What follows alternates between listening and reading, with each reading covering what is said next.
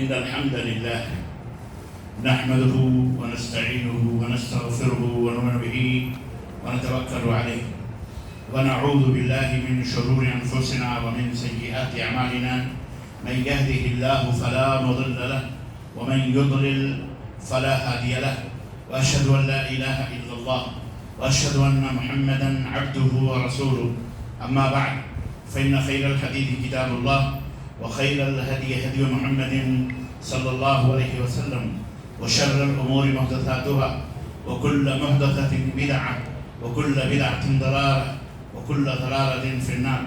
قال الله تبارك وتعالى: يا أيها الذين آمنوا اتقوا الله حق تقاته ولا تموتن إلا وأنتم مسلمون. يا أيها الناس اتقوا ربكم الذي خلقكم من نفس واحدة وخلق منها زوجها وبث منهما رجالا كثيرا ونساء واتقوا الله الذي تساءلون به والأرحام إن الله كان عليكم رقيبا. يا أيها الذين آمنوا اتقوا الله وقولوا قولا سديدا يصلح لكم أعمالكم ويغفر لكم ذنوبكم ومن يطع الله ورسوله فقد فاز فوزا عظيما. اللهم صل على محمد وعلى آل محمد كما صليت على إبراهيم وعلى آل إبراهيم إنك حميد مجيد. اللهم بارك على محمد وعلى آل محمد كما باركت على إبراهيم وعلى آل إبراهيم إنك حميد مجيد. تمام قسم کی حمد و ثنا کی بریائی اور بڑائی اس اللہ عز و جل کے لیے لائق و زیبا ہے جس نے ہمیں اور آپ کو پیدا فرمایا، اور بیش بہا درود و سلام اس ذات مبارکہ مطہرہ پر جن کا نام نامی اسم گرامی احمد مجتبیٰ محمد مصطفیٰ صلی اللہ علیہ وسلم. معزز حاضرین کرام، نوجوان دوستوں، بزرگوں اور بھائیوں اور عزیز بچوں، آج بتاریخ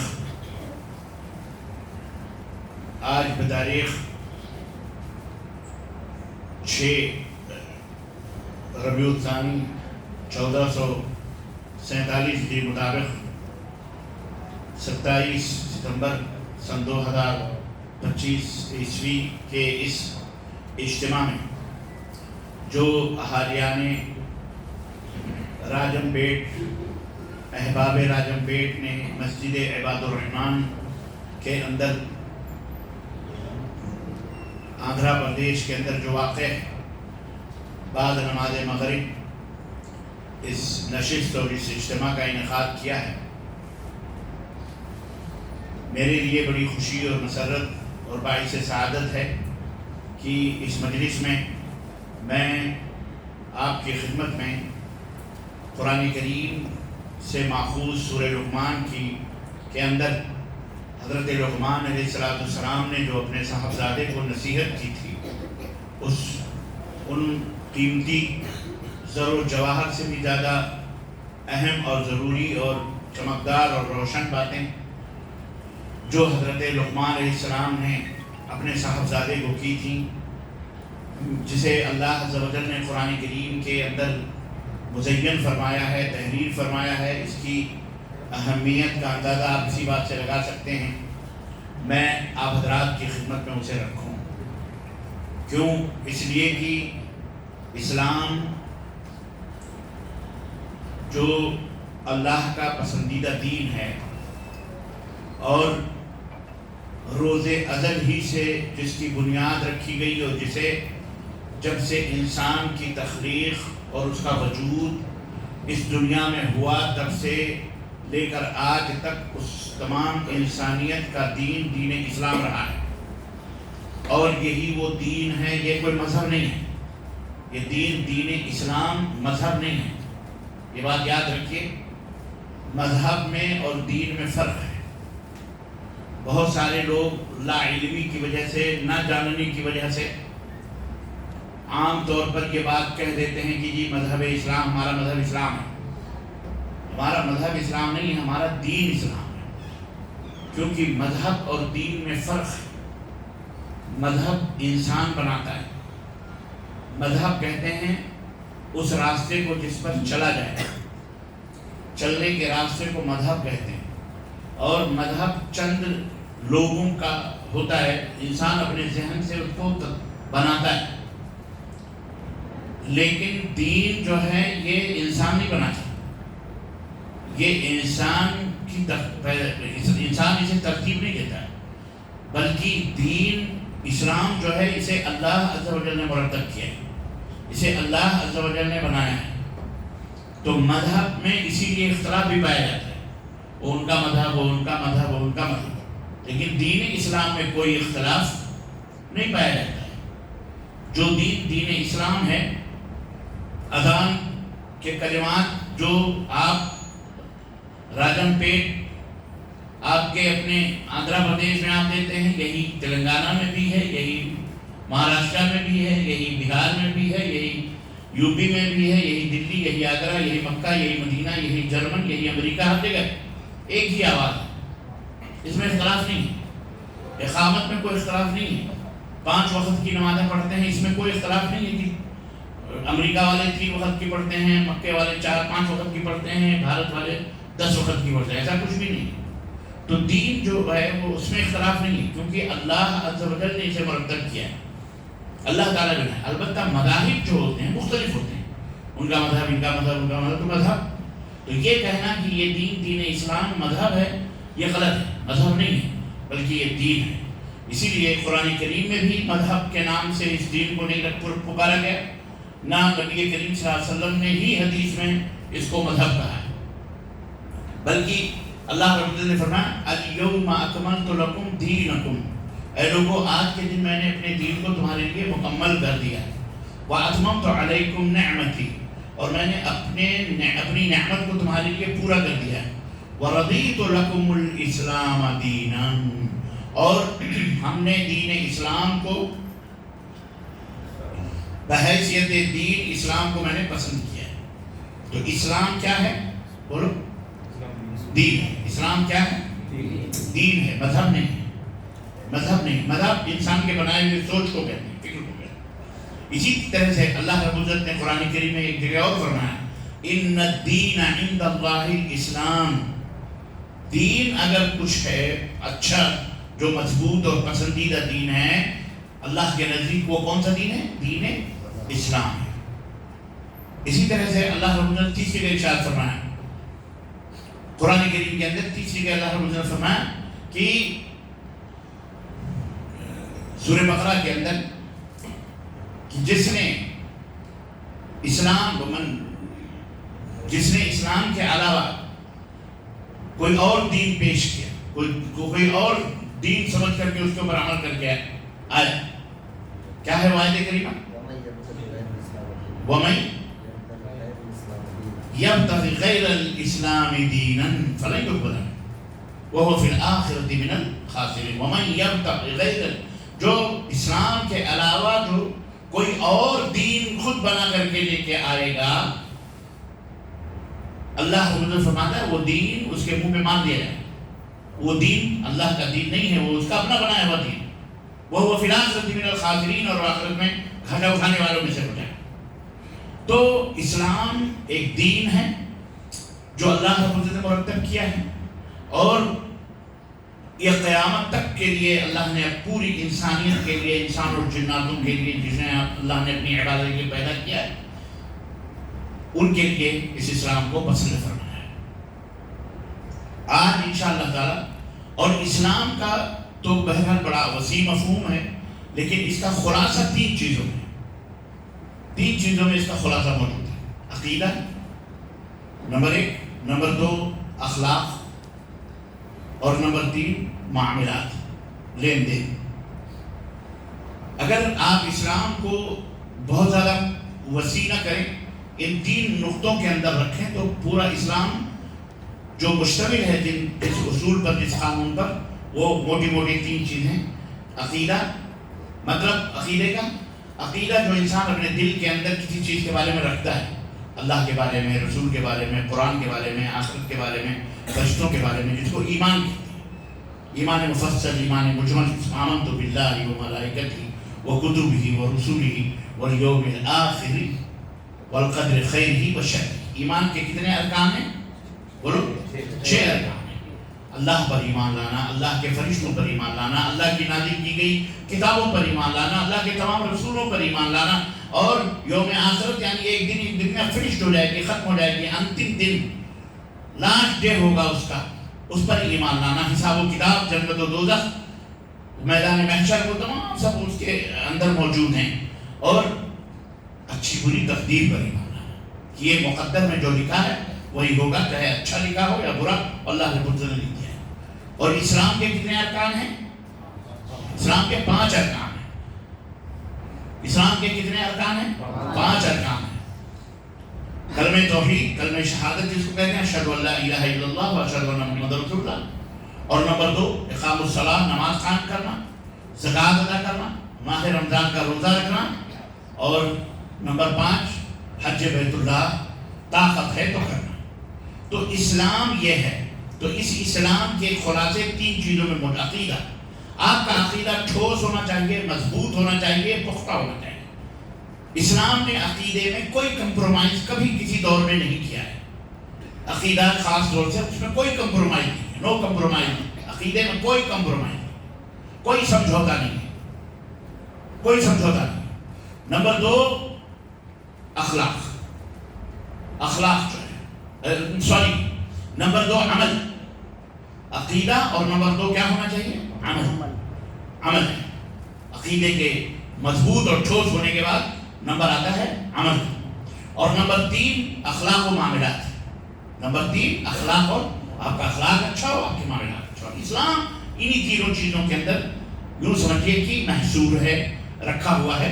میں ان تینوں چیزوں کو ان آیات کریمہ کی روشنی میں جو حضرت لقمان علیہ السلام نے اپنے بچے کو نصیحت کی ہے، الحمدللہ یہ تینوں چیزیں اس کے اندر موجود ہیں، اور اس سے ایک انشاءاللہ تبارک و تعالیٰ ایک تربیت آپ کو حاصل ہوگی، آپ کے بچوں کو حاصل ہوگی، آپ کو حاصل ہوگی، کیونکہ یہ تینوں چیزیں ہمارے لیے ضروری ہیں۔ عقیدہ ہمارا کیسا ہونا چاہیے؟ اس آیت میں، ان آیات میں اللہ رب آج امام نے اپنی پہلی رکعت میں اسی سورہ مبارکہ کی انہی آیتوں کی تلاوت کی ہے، اور اسی وقت میرے دماغ میں یہ بات آئی کہ انشاءاللہ تبارک و تعالیٰ ان آیتوں کا خلاصہ میں اپنے سامعین کو، اپنے احباب راجم پیٹ کو انشاءاللہ اس کا خلاصہ میں پیش کروں گا، جس کے اندر دین اور دنیا دونوں کی خیر اور بھلائیاں موجود ہیں۔ اور یقیناً آپ ان تمام سے باتوں سے واقف بھی ہوں گے۔ کچھ باتیں ایسی ہیں جن سے آپ واقف ہوں گے، لیکن کچھ باتیں ایسی ہیں جن سے آپ واقف نہیں ہوں گے۔ فذکر فإن الذکریٰ تنفع المؤمنین، اس بات میں کہ اللہ نے فرمایا کہ نصیحت کرتے رہا کرو، تذکیر کرتے رہا کرو، مومنوں کو نصیحت کرنا فائدہ پہنچاتا ہے۔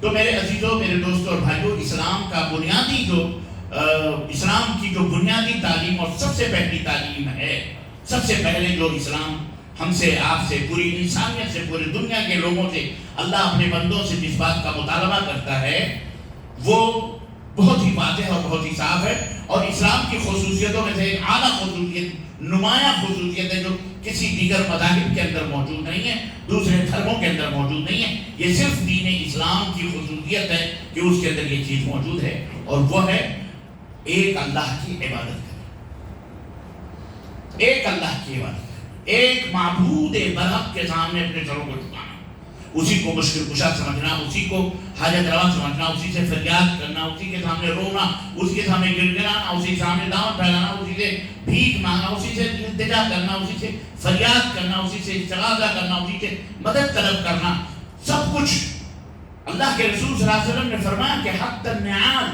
جوتے کا تسمہ بھی اگر تمہیں مانگنا ہے تو کس سے مانگو؟ اللہ سے۔ جوتے کا جو تسمہ وہ بھی مانگو تو کس سے مانگو؟ اللہ سے مانگو۔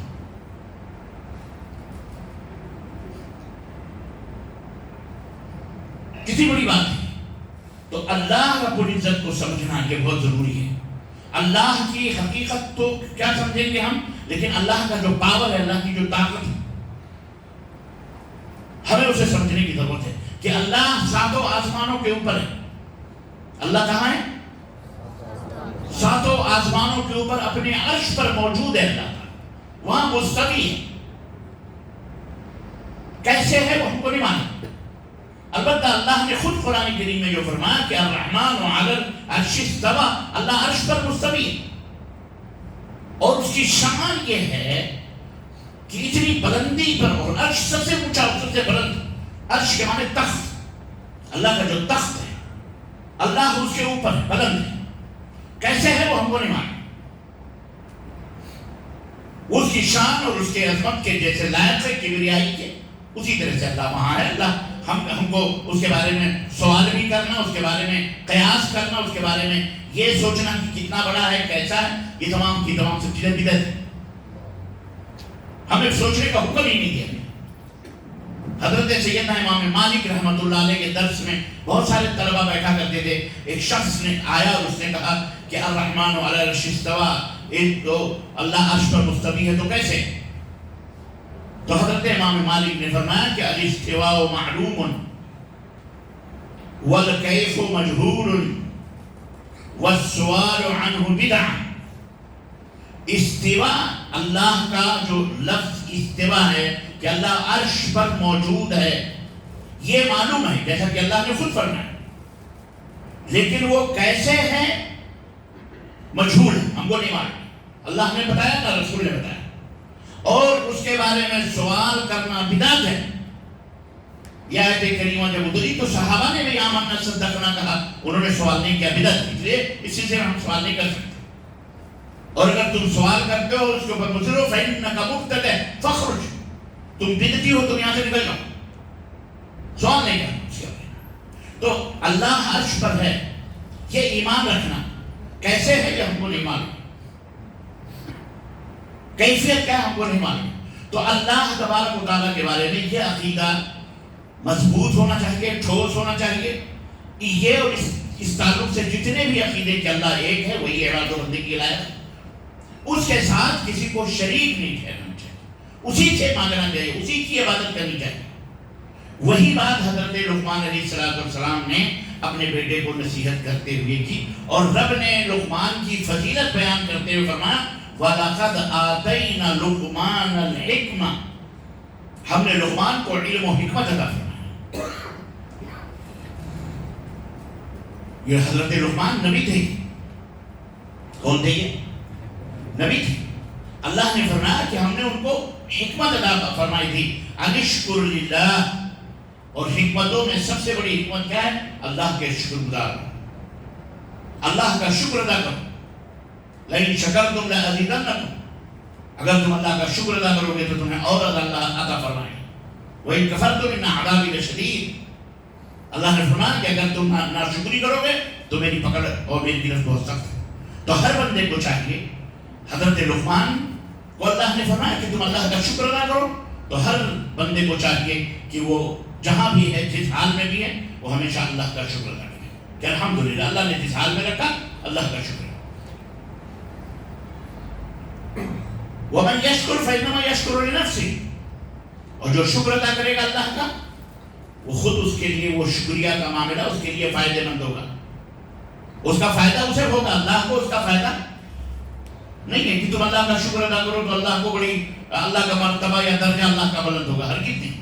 اللہ نے خود فرمایا کہ فإن اللہ غنی حمید، اللہ تبارک تعالیٰ بے نیاز ہے، بے نیاز ہے تمہارے حمد سے، تمہاری ثنا سے، تمہاری عبادت سے، تمہاری بندگی سے۔ اللہ تبارک تعالیٰ خود ہی محمود ہے، اس کی حمد اور اس کی تعریف اور اس کی توصیف، الحمدللہ وہ غنی ہے۔ وہ تم اس کی عبادت کرو نہ کرو، اس کا شکر ادا کرو نہ کرو، ہاں تم شکر ادا کرو گے تو اس میں تمہارا فائدہ ہے، اس میں تمہارا فائدہ ہے کہ اللہ تعالیٰ تمہاری تمہارے مال میں، تمہاری دولت میں، تمہارے علم میں، تمہارے رزق میں، تمہاری صحت میں برکتیں عطا فرمائے گا، تو اس میں تمہارا فائدہ ہے۔ پھر اللہ رب العزت نے لقمان علیہ السلام کے تعلق سے جو 10 نصیحتیں فرمائی ہیں کہ لقمان نے اپنے بیٹے کو نصیحت کرتے، کتنا بڑا مقام ہے۔ آپ دیکھیے کہ اللہ خود کوٹ کر رہا ہے لقمان کی باتوں کو، کتنی بڑی بات ہے یہ۔ اللہ اکبر، جس کی باتوں کو قرآن میں کوٹ کرے، کیوں اللہ نے یہ قرآن میں ذکر فرمایا؟ اپنے بندوں کے لیے کہ میرے بندوں سنو، میں تو تمہیں نصیحت کرتے رہتا ہوں۔ اللہ کے نیک بندے بھی اپنی اولاد کو، اس سے یہ بھی پتہ چلا کہ ہر باپ کو چاہیے کہ اپنی اولاد کے لیے ہمیشہ نصیحت کرے۔ یہ تربیت کا ایک بڑا اہم پہلو ہے۔ خود شکر گزار ہو، اپنے بندوں کو بھی، اپنے بچوں کو بھی شکر گزار، بیوی کو بھی شکر گزار بنائیں، اور نصیحت کرنے میں بخیلی نہ کریں۔ وَإِذْ قَالَ لُقْمَانُ لِابْنِهِ وَهُوَ يَعِظُهُ يَا بُنَيَّ لَا تُشْرِكْ بِاللَّهِ إِنَّ الشِّرْكَ لَظُلْمٌ عَظِيمٌ۔ اور جب لقمان نے اپنے بیٹے کو نصیحت کرتے ہوئے کہا، بیٹے کو نصیحت کرتے ہوئے کہا، کیا کہا؟ اے میرے بیٹے، ایک باپ اپنے بیٹے کو نصیحت کر رہا ہے. یہ انبیاء کی عادت رہی ہے، یہ انبیاء علیہ السلام کا طریقہ ہے. آج ہم اس طریقوں کو بھول چکے ہیں. اپنے بچوں کو نصیحت کرنا، ان کو سمجھانا، ان کو بٹھا کر کے اللہ کی باتیں بتانا، ہم یہ سمجھتے ہیں ہماری ذمہ داری نہیں ہے. یہ ہماری ذمہ داریوں میں سے ذمہ داری ہے کہ حضرت ابراہیم نے اپنے بیٹے کو نصیحت کی. حضرت یعقوب الموت قال لابنی یا بنی ماذا تعبدون بعدی. جب یعقوب علیہ السلام نے اپنے بیٹے کے لیے نصیحت کرتے ہوئے جب انہیں موت کا وقت آیا تو ان کو فکر تھی اور کہا کہ بیٹے میرے بعد کس کی عبادت کرو گے؟ اللہ اکبر، میرے بعد کس کی عبادت کرو گے؟ تو انہوں نے کیا جواب دیا؟ ہم آپ کے رب کی عبادت کریں گے. آپ کے باپ دادا جس کی عبادت کرتے تھے ہم اس کی عبادت کریں گے. ابراہیم، اسحاق، جن کی اسماعیل جن کی عبادت کرتے تھے، ان کو فکر تھی اس بات کی کہ میرے بچے شرک کے اندر ملوث نہ ہو جائیں. عزیزان گرامی، ایک باپ کو فکر مند ہونا چاہیے. حضرت ابراہیم علیہ السلام کو امام التوحید کہا جاتا ہے، اور ابراہیم علیہ السلام کے کارنامے قرآن کریم کے اندر موجود ہیں. اگر آپ اس کا مطالعہ کریں گے تو ہم آج اتنی کثیر تعداد میں ہوتے ہوئے بھی ہمارے روکنے کھڑے ہو جاتے ہیں کوئی حق بات کسی کو بولتے ہوئے ہمارے خوف اور ہمارے ڈر کے. لیکن تنہا ان ابراہیم کان امہ، اللہ رب العزت فرمایا کہ ابراہیم ایک امت تھے، یعنی اکیلے ہونے کے باوجود بھی کئی گروہوں کے اوپر وہ اکیلا مرد آہن جو تھا وہ اکیلے کافی تھے. تعریف کی ہے اللہ تعالیٰ نے قرآن کریم میں ابراہیم علیہ السلام.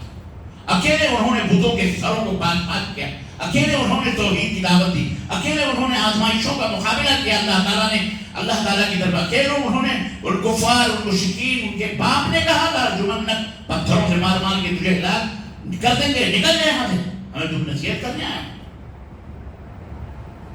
قوم نے بھگایا، باپ نے نکالا، قوم نے، اور آخر میں بادشاہ نے بھی بحث ہوئی، مناظرہ ہوا نمرود سے.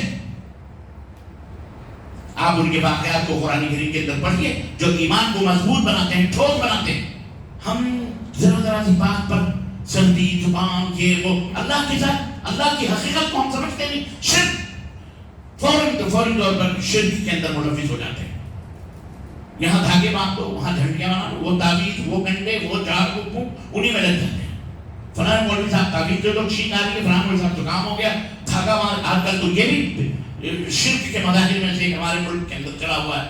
بر صغیر کے اندر جناب مرد ہو کے عورتیں ہوں دھاگے باندھتے ہیں پیروں کے اندر. یہ چیز وہ غریب بات ہے. وہ دھاگا انہیں شفا بھی دیتا ہے، برائے نقصان سے بچاتا بھی ہے، اور اسے پیروں میں بھی باندھ کر کے چلتے ہیں. عجیب بات ہے. دوا کھانے سے آدمی کو شفا ہوتی ہے، نہ کہ دوا گلے میں لٹکانے سے کسی کو شفا ہوئی ہے. ڈاکٹر جو گولیاں دیتا ہے اس میں شفا ہے. قرآن میں اللہ رب العزت فرمایا وَنُنَزِّلُ مِنَ الْقُرْآنِ مَا هُوَ شِفَاءٌ وَرَحْمَةٌ. ہم نے یہ قرآن اتارا، اس میں شفا ہے. اب اس کو گلے میں لٹکا کر کے آپ گھومیں، بخار آیا، سردی ہوئی ہے، یا آپ کو طبیعت خراب ہے، اس کے گلے میں لٹکا کر کے آپ گھومیں گے، آپ کو شفا ہو جائے گی. پورا قرآن لٹکا لیں آپ کو شفا نہیں ملے گی. شفا حاصل ہوگی کب؟ جب آپ اس کو پڑھو گے. اس میں ہدایت ملے گی، اس میں روشنی ہے، اس میں اللہ اس کے رسول کا ذکر ہے، اس کے اندر طریقہ ہے زندگی گزارنے کا. سب کچھ قرآن کے اندر موجود ہے. حلال کی زمین، حرام، سب کچھ موجود ہے اس کے. تو عرض کرنے کا مطلب یہ ہے کہ انبیاء علیہ السلام ڈرتے تھے. آج ہمیں خوف نہیں لگتا، ڈر نہیں لگتا. ہمارا بچہ کہاں جا رہا ہے، شرک میں جا رہا ہے، کہ بدعت کر رہا ہے، کہ خرافات کر. ہم نے دین کو اپنے گھر کا گھروندہ سمجھا ہوا ہے. میرے بھائیوں، میرے مسلمان دوستوں، یہ دین کسی کے باپ کی میراث نہیں ہے، نہ کسی مولوی کی، نہ کسی پیر کی، نہ کسی فقیر کی، کسی کی بھی نہیں. یہ دین کا بنانے والا کون ہے؟ جس نے ساری کائنات کو بنایا ہے، اللہ عز و جل ہے دین کا بنانے والا. اور اس دین کو اپنے نبی کے ذریعے سے بھیجنے والا اللہ رب العزت ہے. اور حکم کیا ہے کہ اسے اس دین کو فالو کرو، میرے نبی کے حکم کے مطابق اس زندگی میں اپنی زندگی گزارو. اور سیدنا محمد رسول اللہ صلی اللہ علیہ وسلم نے عمل کر کے اس قرآن کریم کے اوپر ہمیں بتایا ہے. ایک ایک چیز بتائیے، حتیٰ کہ ہمیں استنجا کے وقت، طہارت حاصل کرتے وقت کتنے پتھر چاہیے، تاخ چاہیے، کہ جست چاہیے، اللہ کے نبی نے وہ بھی بتا دیا ہے. ہر چیز اللہ کے رسول صلی اللہ علیہ وسلم نے ہمیں بتا دی ہے. اس کے باوجود بھی آج ہم لوگ کا حال کیا ہے، یہ ہم دیکھ رہے ہیں، سمجھ رہے ہیں کہ جتنے مسلمان ہیں اتنے فرقے بنے ہوئے ہیں، اتنے گروہ بنے ہوئے ہیں، اتنی جماعتیں بنی ہیں، اتنے ٹیم بن کر کے آپس میں ایک دوسرے کے گریبان پکڑ کے کافر ہمارے پیچھے سے دھکیل رہا ہے. کافر ہمارے پیچھے ڈنڈے لے کے پڑے ہوئے، ہماری مسجدوں کو بلڈوزر کر رہے ہیں، سب کچھ ہو رہا ہے، قبضہ ہو رہا ہے، سب کچھ. مسلمانوں کو زرخرید غلام سمجھا ہوا ہے. مسلمانوں کے بارے میں یہ گوبر اور دودھ پینے کھانے والے یہ لوگ کہتے ہیں کہ ہمارا ٹیکس کھا رہے ہیں، ان کے باپ کا کھا رہے ہیں، لیکن ہم کو تانے دے رہے ہیں ہمارے ٹیکس کھا رہے ہیں، ہمارے اوپر جتنے جاب یا تو قبرستان یا تو پاکستان یا تو فلانستان یا افغانستان. عزیزان گرامی، یہ کب تک تانے ہم برداشت کرتے رہیں گے؟ اس کی وجہ اس کا سبب یہ ہے کہ ہم نے اپنے اللہ سے اپنا رشتہ مضبوط نہیں رکھا، ہمارا تعلق اللہ سے کمزور ہے. حضرت لقمان علیہ السلام ہو، حضرت ابراہیم علیہ السلام ہو، تمام حضرت یعقوب علیہ السلام نے بیٹے کو نصیحت کر دیں کہ بچوں میرے بعد کس کی عبادت کرو، عبادت کس کی کرو گے، عبادت کس کی کرو گے، شرک تو نہیں کرو گے، اللہ کی عبادت. حضرت ابراہیم علیہ السلام توحید ہونے کے باوجود اللہ سے دعا کر رہے ہیں وَجُنُوبْنِي وَبَنِيَّ أَن نَعْبُدَ الْأَصْنَامَ، اے اللہ مجھے بھی اور میرے اولاد کو بھی صنم پرستی، بت پرستی اور غیر اللہ کی عبادت و بندگی سے اللہ ہمیں بچا لے، مجھے بچا لے. ڈر رہے ہیں، خوف زدہ ہیں. اور آج ہم چند وقت کی نماز پڑھ کے یہ سوچتے ہیں کہ ہمارا بچہ کبھی شرک میں جا ہی نہیں سکتا، بدعت کر ہی نہیں سکتا. شیطان رگوں میں دوڑ رہا ہے، جس طرح خون تو رگوں میں دوڑتا ہے. اللہ کے رسول صلی اللہ علیہ وسلم فرماتے ہیں ان الشیطان یجری مجری الدم، جس طرح رگوں میں خون دوڑتا ہے انسان کے، اسی طرح شیطان تمہارے خون کے ساتھ مل کر کے دوڑ رہا ہے. لمحے لمحے انتظار کر رہا ہے کہ کب تمہیں گمراہ کر دے، کب تمہیں مشرک بنا دے، ملحد بنا دے، کافر بنا دے، کب تمہیں قرآن و حدیث سے دور کر دے. اس لیے بہت ہی کیا کہتے ہیں ہوشیاری کے ساتھ اور بہت ہی گہرائی کے ساتھ ہمیں اپنے ایمان کی سلامتی کے لیے ڈٹ کے رہنا ہے. قل لا الہ الا اللہ واستقم. حضرت ابوبکر صدیق رضی اللہ عنہ پوچھا اللہ کے نبی نصیحت کیجیے، تو اللہ کے نبی نے فرمایا لا الہ الا اللہ کو ثم استقم، پھر اس کے اوپر ڈٹ جاؤ. لا الہ الا اللہ کہہ کر کے کیا کرو؟ ڈٹ جاؤ. اور ڈٹ کیسے جاؤ؟ استقامت اختیار کرو. مر رہا ہو بچہ، پیروں میں لوٹ رہا اور کہنے والا کہے کہ فلانے بابا کے دربار میں چھوٹے چادر چڑھا دو شفا مل جائے گی، فلانے کا اگربتی سلگا دو نجات مل جائے گی، فلانا یہ کر دو تمہارا یہ بھلا ہو جائے گا. اس کو بول دو ایک بچہ نہیں سینکڑوں بچے مر جائیں، ان کا مر جانا گوارا ہے، لیکن اللہ کے ساتھ کسی کو شریک کرنا گوارا یہ ہونا چاہیے. یہ استقامت ہے. ان استقامت صرف لا الہ الا اللہ کہہ لینے سے، زبان سے کہہ بھی دیا لا الہ تو کیا حاصل، دل و نظر جو مسلمان نہیں تو کچھ بھی نہیں. ہم کو رونا آتا ہے اللہ کی قسم جب ہم اپنے معاشرے کو دیکھتے ہیں، ہمارے بھارت کو دیکھتے ہیں، ہمارے بھارت کے مسلمانوں کو دیکھتے ہیں، آنکھوں سے آنسو آتے ہیں. یا اللہ، کلمہ پڑھنے والا خود اپنے ہاتھوں سے مردے کو دفن کرتا ہے، نہلاتا ہے، دھلاتا ہے، اس کے کپڑے اتارتا ہے، اس کے پودڑے دھلتا ہے، اس کو جنازہ پڑھتا ہے، اس کو کفن میں لپیٹتا، خوشبو لگاتا، اس کو کندھے پہ خود لاد کر کے قبر کے اندر لا کے دفن کرتا ہے اور پھر اسی کی پوجا شروع کر دیتا ہے. اتنی عقل نہیں ہے ان کو. 80% مسلمان اس بدعت اس شرک کے اندر ملوث ہے. نہیں ملوث ہے؟ بولیے آپ کہاں جائیں؟ آپ شیطان نے کہاں اللہ کے پٹخا ہے ہم کو. کون فکر کرے؟ آپ اگر جا کر کے وہاں درگاہ کے پاس بولتے ہیں آپ کو پٹک کے وہیں ذبح کر دے گا وہ کلمہ پڑھنے والا مسلمان. نہیں تو دے گا کیا مسلمان ہے. غیر مسلم تو شاید چھوڑ دے آپ کو اپنے مندر کے دروازے میں، لیکن یہ مسلمان ذبح کر دے گا. شیطان نے اتنا اس کے اوپر قبضہ کیا ہوا ہے. نبیوں کی تمام نبیوں کی دعوت لے لقد اوحي الى الذين لقد اوحي اليك والى الذين من قبلك. اے نبی آپ کو بھی وحی کی جا رہی ہے اور آپ سے پہلے جو آئے ان کو بھی یہی وحی کی جا رہی ہے. کیا کہ اگر شرک کرو گے تو اللہ تبارک و تعالی تمہیں معاف نہیں فرمائے گا. لئن اشرکت ليحبطن عملك. میرے حبیب اگر آپ نے بھی شرک کیا، نبی صلی اللہ علیہ وسلم وہ شرک نہیں کر سکتے، لیکن اللہ تعالیٰ نے فرمایا اگر آپ نے بھی شرک کیا تو آپ کے بھی اعمال برباد کر دیے جائیں گے. یہ نہیں دیکھا جائے گا کہ آپ اللہ کے رسول ہیں کہ نبی ہیں، آپ کے بھی اعمال برباد کر دیے جائیں گے. آج ہم دھڑلے کے ساتھ شرک کو عقیدت و محبت کا نام دیا ہوا ہے کہ جی ہماری عقیدت ہے. عقیدت ہی وہی عقیدہ ہے. عقیدہ ٹھوس ہونا چاہیے, اس کے اندر شرک کی ملاوٹ نہیں ہونی چاہیے.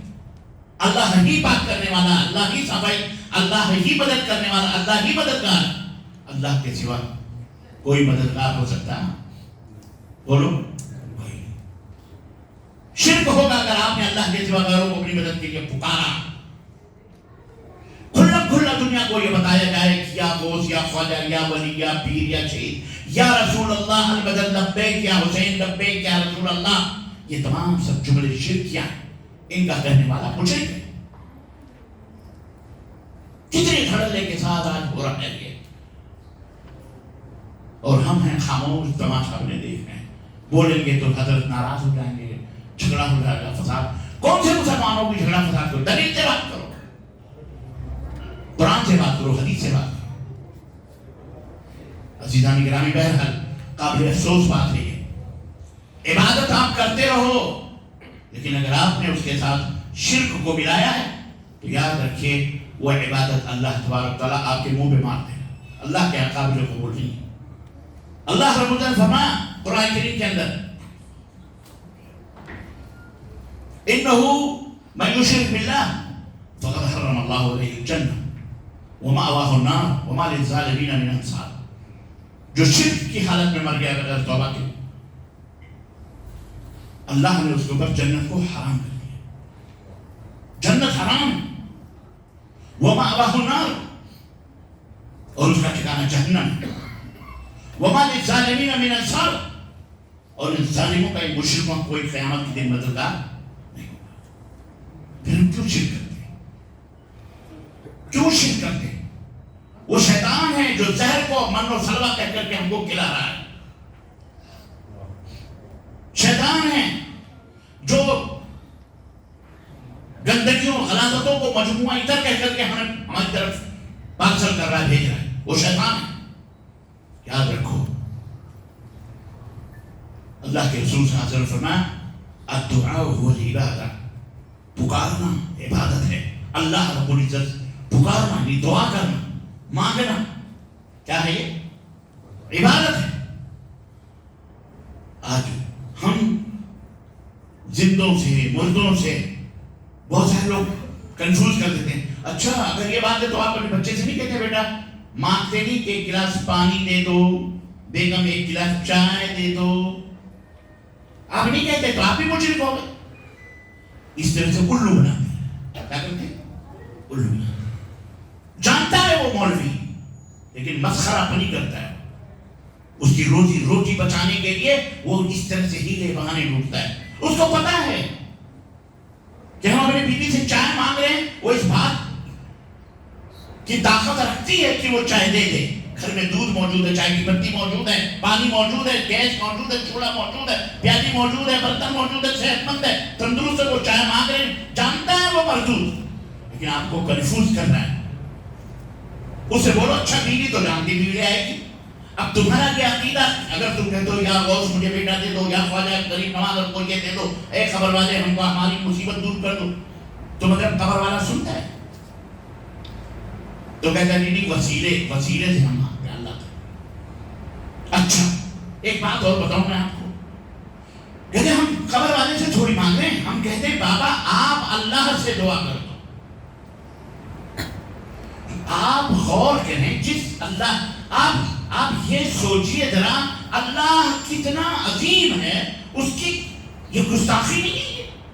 جس اللہ کی شان یہ ہے علیم بذات الصدور, تمہارے سینوں کے اندر ما تسرون وما تعلنون, جو تم چھپاتے ہو جو تم ظاہر کرتے ہو, دل کے اندر کے ان دھڑکنوں کو بھی وہ سن رہا ہے. اس کی شان یہ کہ اللہ کے رسول صلی اللہ علیہ وسلم فرماتے ہیں کہ کالی رات میں کالے پہاڑ میں کالی چونٹی اگر چلتی ہے تو نہ صرف یہ کہ اللہ اس چونٹی کو دیکھ رہا ہے, بلکہ اس کے چلنے کی آواز اور آج کو بھی ساتوں آسمانوں کے اوپر عرش کے اوپر وہاں موجود اللہ تعالیٰ اسے سن بھی رہا ہوتا ہے اور دیکھ بھی رہا ہوتا ہے. ابھی اسی صورت میں آئے اپنے بیٹے کو نصیحت کر رہے ہیں سے, تو یہ اللہ کی شان ہے کہ پتھر کے اندر جو کیڑا موجود ہے اللہ اس کیڑے کو بھی غذا پہنچاتا ہے، روزی پہنچاتا ہے. جو اس کی یہ شان ہے اس تک پہنچنے کے لیے بندہ وسیلہ مانگ رہا ہے، اس کو سنانے کے لیے وسیلے کی بات کر رہا، بابا سے کہہ رہا ہے، اور بابا مر گیا 9 من مٹی کے نیچے، اس تک وسیلہ کون ہے؟ جو محتاج ہے. وہ سب سن لیتا ہے، خبر کیا کرتا ہے، وہ ہمیشہ جاگتا رہتا ہے، وہ کبھی سوتا نہیں. وہ تو خود نہا کر کے قبرستان میں نہیں آیا، اس نے تو اپنی قبر نہیں کھودی، اس کو نہلایا گیا، دھلایا گیا. زندگی میں اگر وہ زندہ تھا اس کا کپڑا کوئی اتارے تو وہ اتارنے دے گا اپنا کپڑا، ننگا ہونے کرنے دے گا. لیکن اسے ننگا کیا گیا، اسے پوسڑے، اسے اٹھا اٹھا کے پیٹ سہلا تھا کہ غلاظتیں نکالی گئی، اس کے سنداس کے شرمگاہوں کو دھلا گیا، وہ چپ چاپ پڑے گا. تب تو کچھ نہیں کر سکا. وہ 9 من مٹی کے اندر دفن کرنے کے بعد میں وہ بیٹا بھی دے رہا ہے، بیٹی بھی دے رہا ہے، سن بھی رہا ہے، سب کچھ کر رہا ہے، وسیلہ بھی بنا ہوا، اللہ تک پیغام بھی پہنچا رہا ہے. زندوں کا پیغام مردوں کے ذریعے پہنچ رہا ہے.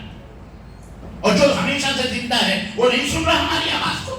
جس کی شان یہ ہے کہ کالے پہاڑ میں کالی چونٹی کالی رات میں اگر چلتی ہے تو اس کی آہٹوں کو بھی سن رہا ہوتا ہے. اس کو تم نے اتنا بڑا گستاخی کر کے یہ مقام دیا ہوا کہ مردوں کو بیچ میں ڈالا ہوا تم نے ہے کہ نہیں. بول اللہ انہیں سمجھتا فرمائے. عزیزان گرامی یہ بہت اہم مسئلہ ہے. تمام نبی جتنے بھی انبیاء اور رسول آئے سب کی دعوت یہی رہی ہے، وَاعْبُدُوا اللَّهَ وَلَا تُشْرِكُوا بِهِ شَيْئًا وَقَضَىٰ رَبُّكَ أَلَّا تَعْبُدُوا إِلَّا إِيَّاهُ وَبِالْوَالِدَيْنِ إِحْسَانًا. ہر جگہ اللہ رب العزت فرماتا ہے وَاعْبُدُوا اللَّهَ وَلَا تُشْرِكُوا بِهِ شَيْئًا. اے لوگو اللہ کی عبادت کرو. نمبر 1 عبادت کرو، وَلَا تُشْرِكُوا بِهِ شَيْئًا، اور اللہ کے ساتھ کسی کو شریک نہ ٹھہراؤ، ساجدہ نہ بناؤ. لبیک یا رسول اللہ، لبیک یا رسول اللہ، لبیک یا حسین، لبیک فلاں، لبیک علی، لبیک خان. نہ جانے تو کیا مطلب ہے؟ ہمیں تو تم سے بہتر تو مشرکین مکہ تھے، ہمیں تو اللہ نہیں اور اس کے رسول نے لبیک اللہم لبیک لا شریک لک لبیک ان الحمد والنعمت لک والملک لا شریک لک لبیک اللہم لبیک. ہمیں تو اللہ نے اپنے رسول کے ذریعے یہ لبیک سکھایا ہے. تم نے یہ کون سا لبیک گڑھا بیچ میں؟ یہ ضلالت. مجھے کل جمعہ کا پرسوں کل جمعے کا دن تھا، ایسی پٹائی ہوئی منحوسوں کی، یہ لبیک والوں کی، بریلی کی سرزمین پر. اعلیٰ حضرت بھی نہیں بچا سکے. اعلیٰ حضرت کا پوترا زندہ قیادت کر رہا ہے.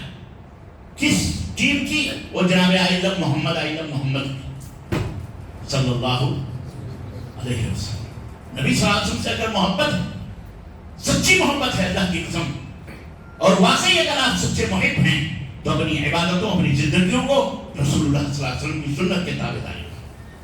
اسی میں نجات ہے. صحابہ بھی محبت کرتے تھے، کبھی انہوں نے بینر نہیں لگائے، کبھی انہوں نے یہ تمام سب چیزیں خرافات نہیں تھے. کٹنا گوارا کر دیا. حضرت خباب نے عرض کو سولی میں لٹکایا گیا اور کہا گیا اگر تم یہ صرف کہہ لو، اتنا ہم سے کہہ دو کہ کاش جہاں میں سولی میں لٹکا ہوں تمہارا نبی یہاں لٹکتا تو ہم تمہیں چھوڑ دیں گے. ہم تمہیں کیا کریں گے؟ محبت کا نظارہ اگر دیکھنا ہے تو صحابہ سے دیکھیے کیا کہتے ہیں کہ تم یہاں میرے نبی کے بارے میں مجھ سے یہ امید رکھتے ہو کہ میں یہ کہوں کہ اس جگہ نبی، ہمارے نبی محمد صلی اللہ علیہ وسلم سولی پہ لٹکے ہوتے اور میں چھوٹ جاتا تو اچھا ہوتا. ارے ایک جان نہیں، میری سینکڑوں جانیں قربان ہو جائیں. اور سولی پہ لٹکنے کی سوچنے کی بات تو بڑی دور کی رہی، ہم 1000 جانیں بھی اپنے نبی پہ قربان کر دیں، ہمیں تو یہ بھی گوارا نہیں کہ میرے نبی کے تلرے میں چھوٹا سا کانٹا چھوٹ جائے. یہ محبت تھی. کہتے ہیں مر جائے گا، ہاں مرنا گوارا ہے، لیکن یہ سوچنا تک گوارا نہیں کہ میرے نبی کے تلرے میں کانٹا چھوٹ. قتل کر دو، کیا کرو. یہ تھے محبت کرنے والے. اور تمہیں پولیس کے چند ڈنڈے کمر پہ پڑے تو تم تو ایسے بھاگے بیٹا کہ تمہاری موٹر سائیکلیں، جوتے، چپل سب ختم. تڑتڑ کی آواز آ رہی ہے جناب. اب بھاگ رہے سارے عاشقان رسول.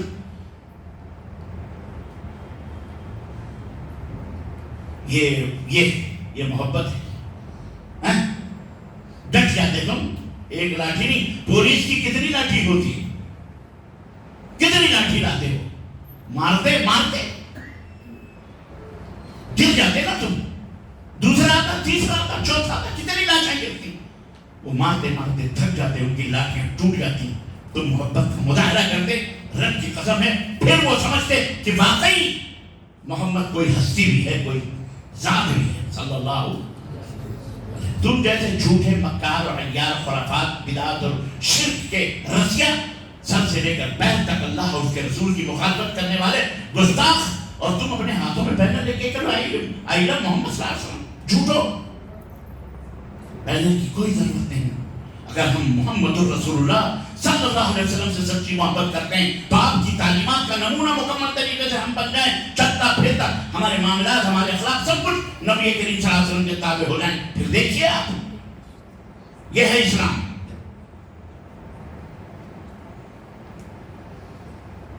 تو عقیدہ عزیزان گرامی، جو رسول عقیدہ، اچھا یہ بھی ہے، عقیدہ جو ہوتا ہے دل کے اندر مضبوطی کے ساتھ اس کو باندھ لینا، اللہ ہے، اللہ کا وجود ہے، اللہ کے نبی کے اوپر ہمارا ایمان ہے، عقیدہ آخرت پر سب کچھ جو ہونا ہے ہوگا، یہ مضبوطی کے ساتھ دل کے اندر ٹھان دینا، اور یہ عقیدہ رکھنا کہ اللہ ہی مشکل اٹھا، اللہ کے سوا کوئی بھی کچھ بھی ہو جائے، اللہ کے ساتھ خود کی جان دینا گوارا ہو، لیکن اللہ کے ساتھ شرک کرنا گوارا۔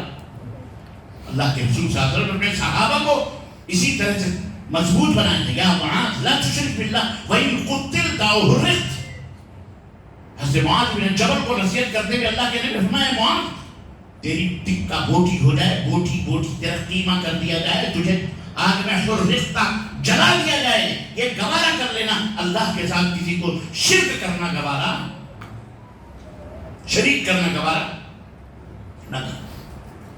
یہ ہے عقیدہ، ٹھوس ہونا چاہیے، اس میں کوئی سمجھوتا نہیں۔ نماز میں سمجھوتا ہے، کھڑے ہو کے نہیں پڑھ سکتے بیٹھ کے پڑھ لو، بیٹھ کے نہیں پڑھ سکتے لیٹ کے پڑھ لو۔ وضو میں سمجھوتا ہے، پانی نہیں مل رہا ہے تیمم کر لو، سمجھوتا ہے کہ روزہ سمجھوتا ہے، آپ کے پاس سفر میں ہیں، آپ کی مرضی ہے روزہ رکھیں نہ رکھیں، بیمار ہیں روزہ رکھیں نہ رکھیں، شفا ہونے کے بعد۔ عورتیں حیض کی حالت میں، ان کے لیے نماز معاف ہے، لیکن روزہ ان کے لیے معاف نہیں ہے، رکھنا نہیں ہے، لیکن بعد میں جب پاک ہو جائیں گی تو اس کے بعد روزے رکھیں گے۔ آپ کے پاس پیسہ ہے تو آپ حج بیت اللہ کریں، نہیں ہے تو معاف، سمجھوتا ہے۔ لیکن عقیدہ توحید کے اندر سمجھوتا، کمپرومائز نہیں ہے۔ یہ نبی نے اپنی زندگی میں مکے والوں کو بتا دیا تھا، جب مکے والوں نے کہا کہ بس ہمارے باپ داداؤں کو گالیاں دیتے ہیں، توحید کی بات کرتے تھے، اللہ کے نبی کی گالی نہیں، اللہ کے نبی گالی دیں گے، لیکن وہ حق بات کو گالی سمجھتے تھے۔ جیسے آج کل لوگ کوئی حق بات بیان کرتا ہے، کوئی علاج کرتا ہے، وہ ان کی شرک کی بات بتاتے ہیں کہ شرک ہے، تو سمجھتے ہیں ہمارے بزرگوں کو گالی دیتے ہیں، ہمارے اولیاء اللہ کو برا بھلا کہنا۔ ہم کسی کو برا نہیں کہتے، ہم کیوں کہیں، ہمیں کیا ضرورت ہے کسی کو برا نہیں، مر گئے وہ، اللہ ان سے نپٹے گا، کس حالت میں تھے پتہ نہیں، کیا تھے کیا نہیں تھے، ہم کو کیا معلوم۔ لیکن ہم یہ کہتے ہیں انہیں اللہ کے ساتھ شریک نہ کرو، چاہے وہ نبی کیوں نہ، خود پیارے نبی کو بھی آپ اللہ کے ساتھ شریک نہ کریں، اللہ کے نبی نے منع فرمایا۔ ہرگز نہیں، آپ اللہ کے رسول سے محبت کا مطلب یہ نہیں ہے کہ اللہ کے ساتھ ان کو کھڑا کریں، اللہ کے ساتھ ان کو شریک کریں، ہرگز نہیں۔ خود اللہ کے رسول صلی اللہ علیہ وسلم اجعلتنی ندا للہ، ایک شخص نے کہا تھا ما شاء اللہ و شئت، اے اللہ کے نبی آپ جو چاہیں اور اللہ جو چاہیں، جیسے ہمارے یہاں آج کل یہ بھی عام ہے، اللہ رسول چاہیں گے تو ہو جائے گا، اللہ رسول چاہیں گے تو یہ کر دیں گے، اللہ رسول چاہیں گے تو فلاں کام ہو جائے گا، اللہ، یہ شرک باللہ ہے، یہ جملہ حرام ہے، اور یہ جاہل عورتیں ناپاک یہی بکواس کرتی ہیں جہالت کی وجہ سے، اور یہ مولویوں نے سکھایا ہے، اللہ رسول چاہیں گے کریں گے، اللہ چاہے گا، اللہ کے سامنے، اللہ کے نبی کے سامنے یہ جملہ کسی صحابی نے کہا تھا تو اللہ کے نبی نے فرمایا اجعلتنی ندا للہ قل ما شاء اللہ، یہ تم نے مجھے اللہ کا شریک بنا دیا، تم نے مجھے اللہ کا شریک بنا دیا۔ یہ نہ کہو کہ میں جو چاہوں اور اللہ جو چاہے، بلکہ یہ کہو اللہ جو چاہے وہ ہوتا ہے، میرے چاہنے سے کچھ اللہ، یہ ہمارے نبی نے سکھایا۔ یہ گستاخی ہے اللہ کے نبی کی، یا اللہ کے نبی کی تعلیم پر عمل بولی محبت ہے. ہم اللہ کے نبی کے آپ اللہ کے نبی کی تعلیم پر عمل کریں تو آپ گستاخ. اور وہ اپنے گھر کا بنایا ہوا گھرندہ مذہب بنا کے ملاؤں کا مولویوں کا وہ عمل کرے تو وہی دین ہے, وہی اسلام ہے, وہ عاشق رسول ہے. اے مسلمانوں, ہوش کے ناخن ہو میرے بھائیوں, میرے بہنوں, میرے دوستوں, اللہ سے ڈرو. ایک دن مرنا ہے اللہ کی قسم, اور اللہ کے سامنے تمہیں جواب دینا ہے. کھڑا ہونا اللہ کے سامنے اللہ کی قسم, ایک ایک لمحے کا, ایک ایک پائی کا حساب دے گا. اللہ رب العزت قرآن کریم میں اسی لیے قرآن کریم میں فرمایا کہ فمن يعمل مثقال ذرة خيرا يره ومن يعمل مثقال ذرة شرا يره. ایک ریت کے ذرے کے برابر بھی اگر آپ نے عمل کیا ہوگا خیر کا وہ بھی, اور شر کا وہ بھی اپنے سامنے پاؤ. اس لیے ہم آج اپنے مرنے سے پہلے اپنے ایمان کو, اپنے عقیدے کو مضبوط بنائیں, ٹھوس بنائیں, اس کو سمجھیں, اس کو پڑھیں, اس کو علم حاصل کریں, خود پڑھیں, اپنے بچوں کو پڑھائیں. تیلگو میں, اردو میں, ہندی میں, ہر زبان میں الحمدللہ عقیدے توحید کی کتاب موجود ہے. پڑھو, پڑھاؤ, گھروں میں درس دو, تاکہ شرک جو اتنا بڑا گناہ ہے, زنا بھی اتنا بڑا نہیں, چوری بھی اتنا بڑا گناہ نہیں, جناب علی گالی گلوچ بھی, جھوٹ بھی اتنا بڑا گناہ نہیں ہے. ہے گناہ, گناہ کبیرہ ہے, لیکن شرک الا انبئکم باکبر الکبائر. اللہ کے رسول صلی اللہ علیہ وسلم فرمایا کہ میرے صحابہ, کیا میں تمہیں سب بڑے بڑے گناہوں میں سب سے بڑے گناہ کے بارے میں نہ بتاؤں؟ قالوا بلا یا رسول اللہ. صحابہ نے کہا کیوں نہیں اللہ کے نبی بتائیے. قال الاشراک باللہ. آپ نے فرمایا اللہ کے ساتھ شرک کرنا یہ سب سے بڑا گناہ ہے, سب سے بڑا گناہ. پھر حقوق الوالدین, ماں باپ کی نافرمانی کرنا اس کے بعد ہے. شرک سب سے بڑا گناہ ہے. اس لیے شیطان کی ہمیں چاہیے کوشش ہوتی ہے آپ نمازی بن جائیں, پرہیزگار پرہیز کریں, لیکن شرک کسی طرح سے اس کی کوشش ہوتی آپ کو مشرک بنا دے, آپ کے عقیدے میں خرابی پیدا کرتا. اسی لیے 13 سال تک اللہ کے رسول صلی اللہ علیہ وسلم نے اپنی 23 سالہ زندگی میں 13 برس تک خالی توحید اور شرک کے بارے میں اپنی امت کو سمجھایا. مکے والوں جنگیں لڑی, لڑائیاں ہوئی, آپ کو کیا کیا اذیتیں بھی پہنچائی گئی. نماز کے لیے نہیں, روزے کے لیے نہیں, حج کے لیے نہیں, زکات کے لیے نہیں, صرف اس بات کے لیے کہ لوگوں صرف ایک اللہ کی عبادت کے لائق ہے, اور کوئی بھی نبی رسول, کوئی بھی پیر, کوئی بھی عبادت کے لائق نہیں ہے. یہ اللہ, اس کے ساتھ شرک نہ کرو اللہ کے. یہی اللہ کے نبی سمجھاتے رہے. اور قرآن کریم کی اس بات کی شہادت, وَإِذْ قَالَ لُقْمَانُ لِابْنِهِ وَهُوَ يَعِظُهُ, اپنے بیٹے کو نصیحت لقمان کرتے ہوئے کہ یا بنی لا تشرک باللہ, اے میرے بیٹے اللہ کے ساتھ شرک نہ کرنا. شرک نہ کرنا کیوں؟ ان الشرک لظلم عظیم, اس لیے کہ شرک یہ بہت بڑا ظلم ہے, بہت بڑا ظلم ہے. وَوَصَّيْنَا الْإِنسَانَ بِوَالِدَيْهِ, ایک یہ ہو گئی بات. عقیدہ ٹھوس ہونا چاہیے, مضبوط ہونا چاہیے, قرآن و سنت کے مطابق ہونا چاہیے. جو قرآن و سنت میں ہے ٹھیک ہے, جو قرآن و سنت میں نہیں ہے اس سے توبہ. میں نے بتایا 3 چیزیں, عمل اور اخلاق. عقیدہ ٹھوس ہونا چاہیے, اور اس کو صحیح اور غلط کا فیصلہ کون کرے گا؟ بولو کون کرے گا؟ صحیح اور غلط کا فیصلہ, عقیدہ صحیح ہے کہ غلط ہے, کون کرے گا؟ قرآن اور حدیث. قرآن اور صحیح احادیث فیصلہ کریں گے یہ عقیدہ غلط ہے یا عقیدہ صحیح ہے. عقیدہ اگر غلط ہے تو وہ عقیدہ صحیح بھی کیسے ہوگا؟ رب کے قرآن سے, محمد رسول اللہ صلی اللہ علیہ وسلم کے فرمان سے. نمبر 2 عمل. عمل آپ کا ٹھوس ہو, عمل بھی صحیح ہو. عمل صحیح ہے غلط اس کا فیصلہ حضرت محمد رسول اللہ صلی اللہ علیہ وسلم کی سنت مطہرہ ہے. آپ کا عمل اگر نبی کی سنت کے مطابق ہے تو پھر آپ کا عمل صحیح ہے. اگر آپ کا عمل نبی کی سنت کے مطابق نہیں ہے تو یعنی نبی صلی اللہ علیہ وسلم نے نہیں کیا ہے, آپ نے حکم نہیں دیا اور آپ کر رہے ہیں, تو پھر وہ عمل غلط ہے. جیسے یہ جھنڈی بنڈی ڈیجے پیجے کے شب برات کے حلوے مالے, اور جیسے یہ جو لوگ جو ہے درگاہ مدار پھول پتیاں قبروں کے اوپر چادریں, عرس میلے ٹھیلے, عید میلاد النبی کے نام پر یہ جوکر پنی اور یہ بھاڑ پنی اور یہ ناچ گانے, یہ سب کافروں کے طور اور طریقے منتشب ان کے مشابہت ہیں. یہ سب اس کا اسلام سے کوئی تعلق نہیں ہے، نہ دین اسلام سے کوئی تعلق نہیں، نہ اللہ سے نہ رسول سے کوئی تعلق نہیں، یہ سب شیطانی اعمال ہیں۔ یہ بات کھلم کھلا سب کو بیان کرنی ہے، یہ صرف معراج ربانی کا فریضہ نہیں ہے، آپ سب کی ذمہ داریاں ہیں۔ اعلان کرو، گلیوں میں کوچوں میں مار کھاؤ گے، اللہ کے نبی سے بہتر نہ ہماری پیٹھیں نہ ہمارے چہرے، تمہارا اپنا بھائی تمہیں مارے گا، یاد رکھنا۔